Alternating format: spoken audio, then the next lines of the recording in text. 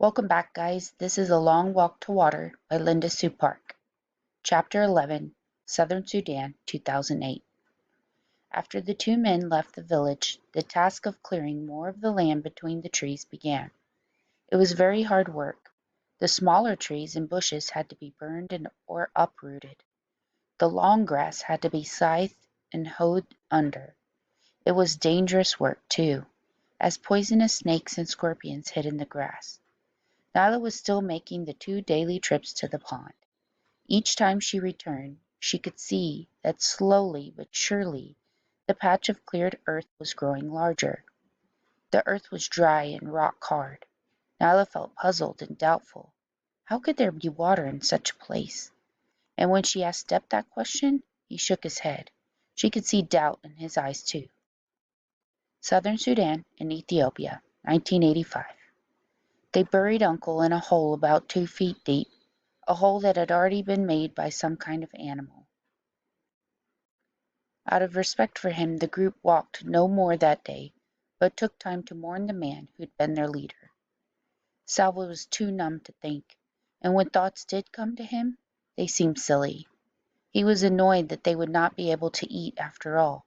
While the men had been looting the group, more birds had arrived and pecked at the roasted stork until it was nothing but bones. The time for grief was short, and the walking began again soon after dark. Despite the numbness in his heart, Salvo was amazed to find himself walking faster and more boldly than he had before. Marial was gone. Uncle was gone too, murdered by those Nuer men right before Salva's eyes. Marial and Uncle were no longer by his side, and they never would be again. But Salva knew that both of them would have wanted him to survive, to finish the trip and reach the Eteng refugee camp. It was almost as if they had left their strength with him to help him on his journey. He could not think of any other explanation for the way he felt, but there was no doubt, beneath his terrible sadness he felt stronger. Now that Salva was without Uncle's care and protection, the group's attitude towards him changed. Once again they grumbled that he was too young and small, that he might slow them down or start crying again as he had in the desert. No one shared anything with him, neither food nor company. Uncle had always shared the animals and birds he shot with everyone in the group, but it seemed they had all forgotten that, for Salva now had to beg for scraps, which were given grudgingly. The way they were treating him made Salva feel stronger still. There's no one left to help me. They think I am weak and useless. Salva lifted his head proudly. They are wrong, and I will prove it. Salva had never before seen so many people in one place at the same time. How could there be this many people in the world? More than hundreds, more than thousands, thousands upon thousands. People in lines and masses and clumps, people milling around, standing, sitting, or crouching on the ground, lying down with their legs curled up because there was not enough room to stretch out.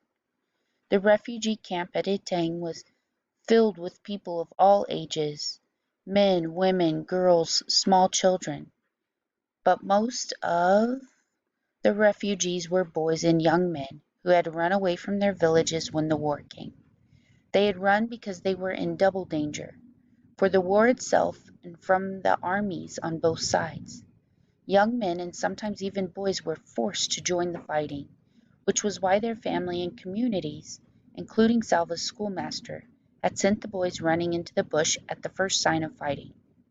Children who arrived at the refugee camp without their families were grouped together, so Salva was separated at once from the people he traveled with. Even though they had not been kind to him, at least they had known him. He had known them. Now among the strangers once again, he felt uncertain. Oops, sorry guys.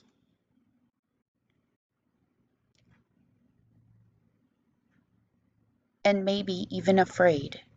As he walked through the camp with several other boys, Salva glanced at every face he passed. Uncle had said that no one knew where his family was for certain. So wasn't there at least a chance that they might be here in the camp? Salvo looked around at the masses of people stretched out as far as he could see. He felt his heart sink a little, but he clenched his hands into fists and made himself a promise. "If they are here, I will find them." After so many weeks of walking, Salvo found it strange to be staying in one place. During that long, terrible trek, finding a safe place to stop and stay for a while had been desperately important. But now that he was at the camp, he felt restless, almost as if he should begin walking again. The camp was safe from war. There were no men with guns or machetes, no planes with bombs overhead. On the evening of his very first day Salvo was given a bowl of boiled maize to eat, and another one the next morning. Already things were better here than they had been during the journey. During the afternoon of the second day, Salvo picked his way slowly through the crowds. Eventually he found himself standing near the gate that was the main entrance to the camp, watching the new arrivals enter. It did not seem as if the camp could possibly hold any more, but still they kept coming.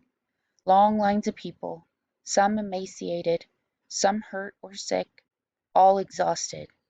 As Salvo scanned the faces, a flash of orange caught his eye. Orange! An orange headscarf! He began pushing and stumbling past people. Someone spoke to him angrily, but he did not stop to excuse himself. He could still see the vivid spot of orange. Yes, it was a headscarf. The woman's back was to him, but she was tall like his mother. He had to catch up.